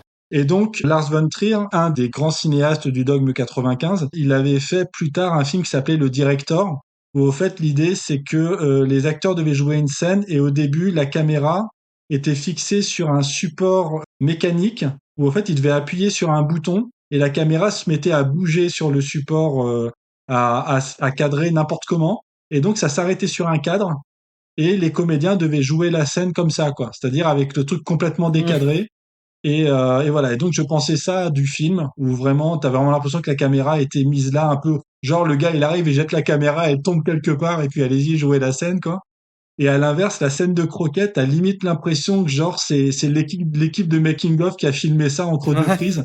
Genre les acteurs se sont mis à jouer au croquet, donc allez on va filmer ça, c'est marrant. Et t'as David de Coteau qui arrive qui fait ouais ok bon bah tu me montres ça et puis on met ça dans le film et c'est cool. En plus vraiment le croquet, le sport extrêmement pas impressionnant à filmer. Ah mais tellement sexy.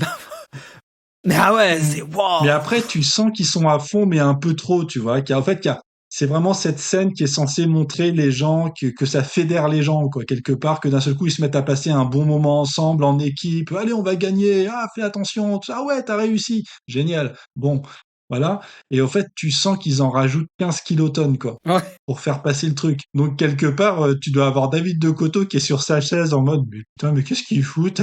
Voilà. Et tout le monde à côté qui s'éclate, quoi.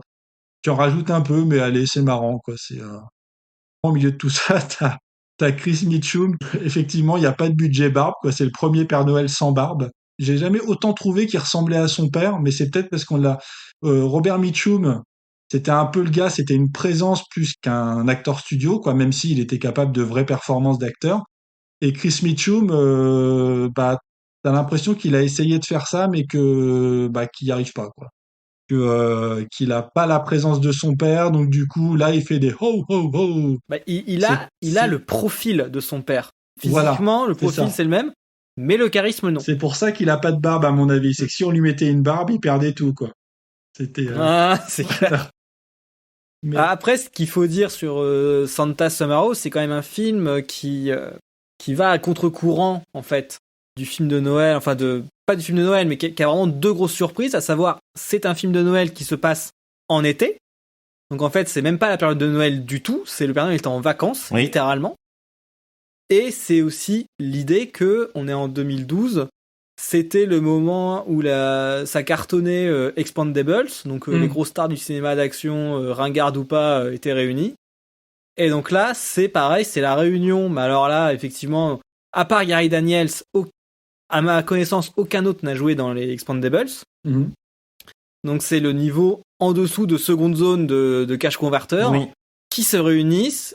C'est les affordables, c'est pas les expandables, c'est les affordables. C'est ceux qu'on peut se permettre d'acheter. Voilà, ils sont abordables. Oui, voilà, c'est ça. C'est clair, totalement abordable.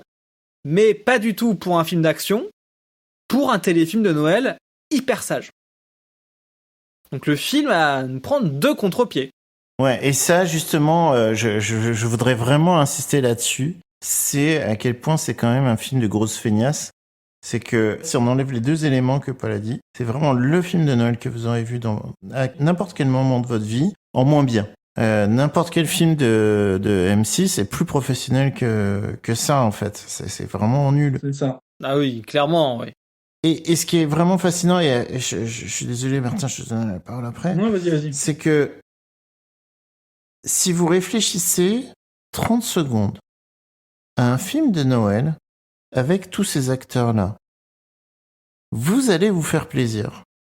Vous allez imaginer une petite baston avec le Père Noël, vous allez imaginer des trucs, ou même des gags, en fait, basés sur le fait qu'on s'attend à ce qu'il tatane, je sais pas, quelqu'un qui fait tomber quelque chose, et Cynthia Rothrock qui le rattrape avec un coup de pied, et qui montre que c'est quand même une super tataneuse, n'importe quoi qui justifie le fait qu'on ait tous ces acteurs et qui nous fasse plaisir, en fait, qui nous donne quelque chose. Ouais. Et à la place, on a Gary Daniels en père de famille totalement fadasse. Enfin, qui travaille trop. Il travaille trop. Mais à aucun moment on se dit, mais ce mec, il a joué dans Best of the Best, quoi. Ah bah ouais, non. Mais ouais, c'est vrai que c'est vraiment ça qui est très étonnant dans ce film, c'est vraiment ce côté... c'est un film qui a même la flemme de cocher les cases, quoi. T'as l'impression qu'il y a un cahier des charges de tout ce qu'il faut pour un film pour Noël, et puis ils regardent le tableau et font « Ouais, ok, bon, on va faire ça, on fait chier, putain. » Voilà, c'est vraiment cette idée-là. Et au fait... c'est vraiment toutes les péripéties, tous les trucs dont tu vois arriver dès le départ, tout ce qui va se passer dans le film. Hein. Dès que tu as la caractérisation des personnages, tu sais comment ça va se finir. Mais ça se termine vraiment, c'est vraiment le côté genre ta gueule c'est Noël, quoi. Vraiment. C'est genre puis on se réconcilie parce que je t'ai fait un cadeau. Allez, c'est Noël, merde. Bon, voilà. Et t'as ça dès le tout début du film. Parce qu'il y a quand même l'histoire du brouillard qu'on voit même pas, du fameux brouillard dont on devine que c'est le brouillard magique qui les fait passer dans le monde du Père Noël, enfin, imagine un truc comme ça. Mais même, moi, pour tout vous dire, quand j'ai commencé à regarder le film, tu vois les premiers plans où tu vois les plages, genre la plage hawaïenne et tout, donc effectivement, effet de surprise par rapport à ce qu'on attend d'un film de Noël. Donc voilà, et t'entends une voix off qui est une voix off tellement pourrie, que personnellement, moi, j'ai cru que ce que je regardais, c'était une version commentée par le réalisateur. Mais vraiment, quoi, j'étais là, mais attends, mais c'est pas possible. C'est ça. C'est que la voix off raconte au lieu que le film met en scène. Voilà. C'est vraiment ça. Et moi, il raconte en disant, ah, vous avez vu, hein, ça n'est pas le film classique de Noël. Et moi, j'avais l'impression d'entendre le réalisateur qui faisait, oui, alors pour ce film-là, on a voulu commencer, aller à l'encontre de ce que on attend. Bah non, en fait, c'est une voix off. Après, tu vois une camionnette blanche qui est en train de monter, et ce qui est aussi génial, c'est qu'ils sont censés arriver dans un chalet. On comprend qu'il y a une espèce de truc de Noël, un peu, enfin pas de Noël, mais pas un chalet d'ailleurs, parce que du coup je suis dans l'esprit Noël, mais ils sont censés arriver dans un hôtel ou dans un truc de luxe, tu vois. Et la voiture que tu vois, c'est une camionnette blanche à la con, t'as l'impression que c'est un passeur qui fait passer des clandestins à la frontière, quoi. Et déjà, la misère du budget, tu la vois déjà à ce moment-là, quoi. Et ça, c'est assez hallucinant, effectivement. Bon, qu'ils aient pas de budget, d'accord, mais qu'à aucun moment ils essayent de cacher ce manque de budget par une idée, même ce que disait Benjamin tout à l'heure, le côté t'as Cynthia Rothrock, tu vas essayer de lui faire un high kick ou un truc, voilà, que les gens aillent un peu vers ce qu'ils savent faire, quoi. Et même pas, quoi.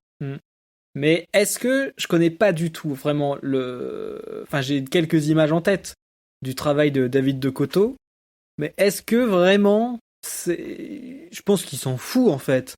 Et c'est pas sans être cynique, je pense que voilà, il voit qu'avec quasiment rien on peut faire des petits films et tout. Et on s'éclate, il appelle des potes, la baraque où c'est tourné, je sais pas si c'est la sienne, peut-être que c'est un ami qui lui a prêté. En tout cas, il a tourné d'autres films dans cette maison-là. Peut-être que c'était juste un petit moment de vacances. Je sais pas, mais Ce dont je me suis rendu compte, c'est qu'il y a tout un appel d'air, en fait, des gens qui font de la série Z vers le film de Noël ou vers le film d'animaux qui parlent.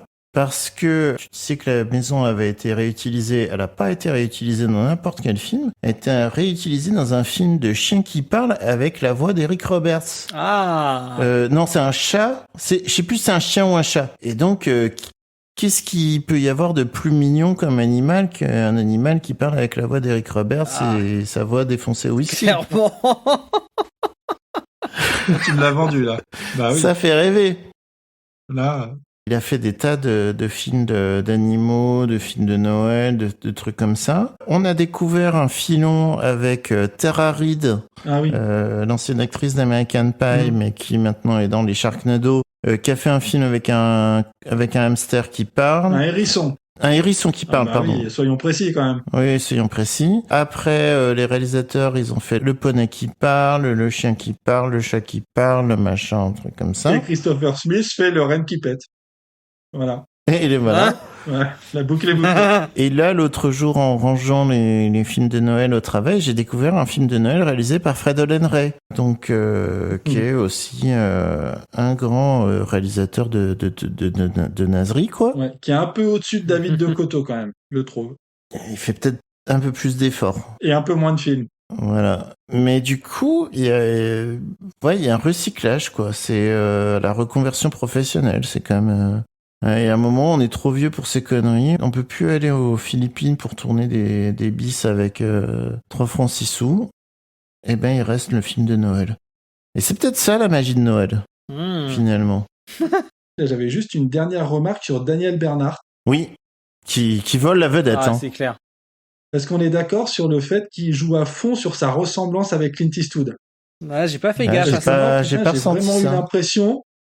Il y a des moments où vraiment j'ai l'impression qu'il la joue comme Clint Eastwood dans sa façon de poser sa voix, dans sa façon de la... J'ai vraiment, quoi. J'avais l'impression de voir sosie de Clint Eastwood dans l'Inspecteur Harry, quoi. C'est... Non. Alors, pour moi, il a la deuxième meilleure scène du film. Ouais. C'est la scène où il est tout seul avec donc Chris Mitchum, le Père Noël, alias Pop. Oui. Et il fait le test, nanana, mais... tu m'avais commandé, tu m'avais commandé un espèce de machin, gna gna gna, à jouer comme ci, comme ça, et ouais, tu me l'as jamais envoyé. Le Père Noël n'existe pas, et il lui pose des questions. Enfin, le Père Pop dit, mais si, je suis le Père Noël. Il fait, ah ouais, combien y a-t-il de jetons dans le jeu, nanana.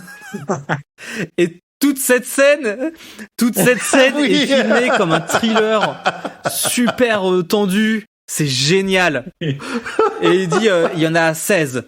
Non, il y en a 15. Mais tout le monde oublie le jeton. Cette scène est incroyable. Cette scène est trop bien. Voilà. J'adore cette scène aussi. Ça m'a vraiment marqué. Ouais, bah, comme ça et le croquet, clairement, c'est les deux éléments les plus marquants. Will you read this? Sure. What the heck? Dear Santa, my name is Brian Ragland, and I'm 7 years old. What is this? How did you get this? I wrote this. I know. Please.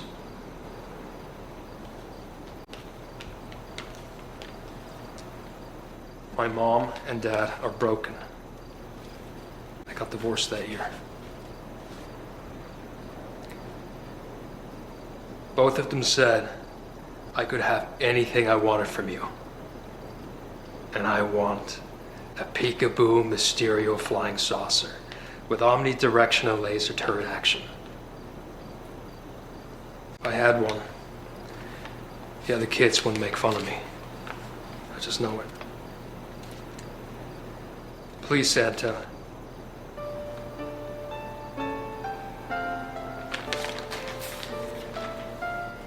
I didn't get one. You didn't get me one. I should have, and I'm sorry. But you should know that toy, the Peekaboo Mysterio flying saucer with omnidirectional laser turret movement, it doesn't exist. Of course it did.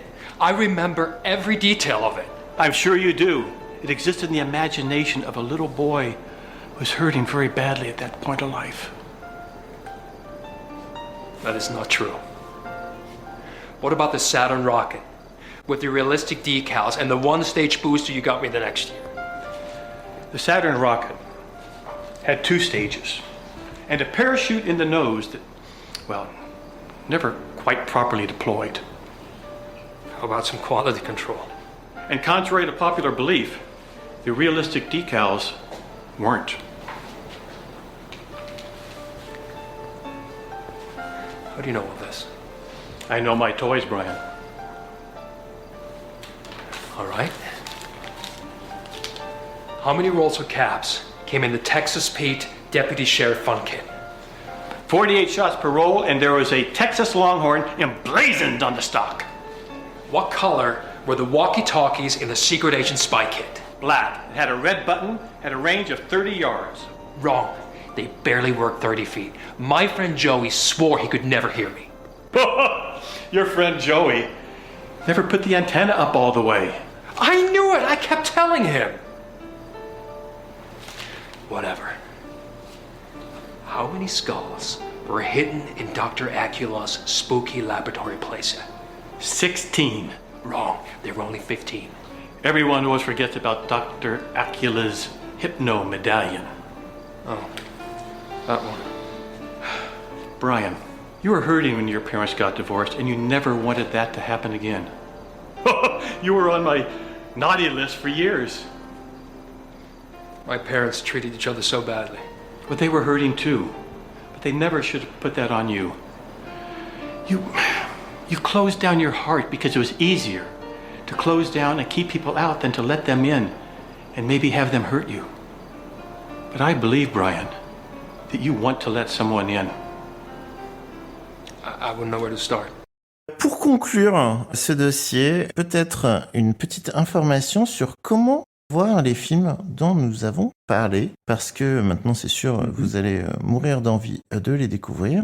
Pour ce qui est de Merlus, le film est disponible en DVD. Si vous fouillez un peu dans une médiathèque près de chez vous, ça peut se trouver. En tout cas, moi je l'ai vu comme ça. J'ai une petite information à donner sur ce film-là, c'est qu'en fait, c'est les films qui ont été édités par la compagnie du fils de Marcel Pagnol. Ça a été édité à assez peu d'exemplaires à l'époque, mais on parle de l'époque d'il y a 15 ans, hein, 15-20 ans presque. Et si vous devez les trouver quelque part, les films se trouvent quand même un peu plus facilement dans le sud de la France. Voilà. Ah. Parce que c'est principalement là qu'ils les ont distribués. Ok. Donc il faut écumer les caches converteurs du sud de la France. C'est ça. Profitez-en pour visiter la région, c'est très beau. Pour ce qui est de The Store, c'est pas si évident. Je crois que le film est sorti en DVD en France. Il y a 2 moyens, je crois. Les Wiseman avaient été édités en DVD, mais pas sur le commerce, pour les bibliothèques et universités. Mais voilà, je veux dire, aux médiathèques, on peut en trouver. Et Blackout avait réédité les films de Wiseman en 3 coffrets. Mais par contre, je crois que ça a été totalement vendu et pas réédité. Mais en tout cas, il y a 2 éditions. Tu peux encore les coffrets, tu peux encore les trouver sur des sites de vente en ligne. C'est leur 60 € le coffret. C'est des coffrets qui sont classés, qui sont chronologiques, au fait. Tu vas vraiment avoir toute une période, voilà. Et c'est des coffrets qui T'as tous les films, t'as des bonus, t'as des interviews, et c'est un très bon boulot. Et parfois, parce que j'ai posé la question à un vendeur d'un truc qui s'appelle Disking, dans des petits magasins comme ça de vente de DVD à bas prix, et ils me disent que c'est des choses que parfois ils en reçoivent par moment, ça arrive, qu'il y a encore des stocks éditeurs qui revendent. Mais voilà, Blackout, c'est compliqué parce que je crois que la structure a plus ou moins disparu maintenant. Mais la boutique Blackout, c'est voilà, fini en tout cas. La boutique est finie en ligne. Et voilà, mais après il y a, je crois que maintenant ils sont encore distribués par ESC Distribution, mais ils vont pas faire de réédition de ces coffrets. Donc si ça vous intéresse, voilà, faut les prendre là où, si vous les trouvez quelque part que ça vous intéresse, faut pas vous dire je reviens dans 6 mois, quoi. C'est encore trouvable, mais assez difficilement. Et sachant que Frederick Wiseman, donc c'est quelqu'un qui est attaché à l'idée de bibliothèque, de rendre accessibles les choses. Aux États-Unis, tous ces films sont accessibles sur les systèmes de VOD accessibles depuis les bibliothèques et les universités. Bon, bah nous on ne l'a pas, mais par contre, il semblerait que Internet Archive ait mis un miroir de ça. Alors c'est à fouiller parce que moi personnellement j'ai pas trouvé, et j'ai vu le film sur un lien un peu obscur où on me proposait de faire des rencontres relativement de température élevée à proximité de chez moi. Bon, voilà, faut le savoir. On rencontre des médiathécaires chaudes dans ta région. C'est ça. Ensuite, pour La Sorcière de Noël, le film est disponible en VOD à peu près n'importe où, je crois. Personnellement, je l'ai vu grâce à l'Immédiat, qui est le service de VOD des médiathèques du Sillon-Lorrain. Voilà, Metz, Nancy, Thionville, etc., etc. Donc une offre de très grande qualité si vous êtes dans l'Est. Il faut s'abonner. Noël en cavale, je sais pas comment ça se voit. En fait, tu le trouves très facilement en DVD. Ça, tous les films de Christopher Smith, c'est des films que tu trouves assez facilement en DVD, sans trop de...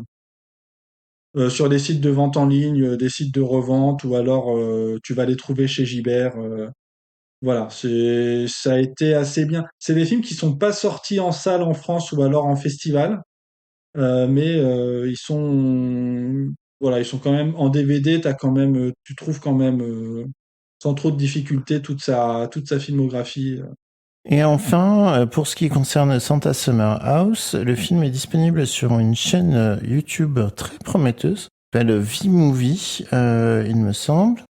Alors, le descriptif nous dit que c'est une offre parfaitement légale, puisque les producteurs ont accepté qu'on mette à disposition le film sur YouTube. Et là, vous vous dites, mais comment se fait-il ? Est-ce qu'il n'aime pas l'argent ? Pourtant, de ce que vous dites, David de Coteau, il a pas l'air de cracher dessus. Eh bien, en fait, l'astuce, c'est que la diffusion est littéralement truffée de pubs. Oui. Oui. Même la pire des vidéos de Julien Chiez ou du joueur du grenier n'est pas aussi remplie de publicité, qui fait que regarder le film sans adblock est pratiquement impossible. Moi, je l'ai fait et je suis devenu pratiquement fou, mais en même temps, ça ajoute un petit peu de piment à la séance. Quand on est à la 15e pub pour les chaussures qui se trouvent pas de chez Asphalt, ou les sommiers de chez Emma qui sont quand même vraiment très confortables pour dormir, ben on est bien content de retrouver la tête de Chris Mitchum. Ouais. J'ai eu plusieurs fois Carglass aussi. Vraiment, c'était... Moi, j'ai eu Valentine's. Ouais, oui, bah voilà, Valentine's sponsor. Quelque part, on a regardé ça au bon moment parce que, voilà, il y avait des pubs pour Noël. Et il faut rappeler que c'est, comme nous disait Frederick Wiseman dans The Store, que l'esprit de Noël, c'est avant tout vendre, vendre, vendre, vendre. Voilà. Et bien sûr, ces bonnes paroles, moi, je vais vous dire au revoir. Au revoir, Benjamin. Voilà. Eh bien, merci beaucoup. Eh bien, au revoir à tous. Ouais. Et joyeux Noël. Et joyeux Noël, ouais. Ouais, c'est bon, joyeux Noël, merde. Et si jamais vous n'avez pas le jouet que vous voulez, fabriquez-le. Ouais. Vous ferez un truc moche en aluminium, ça sera génial. Ça sera le top.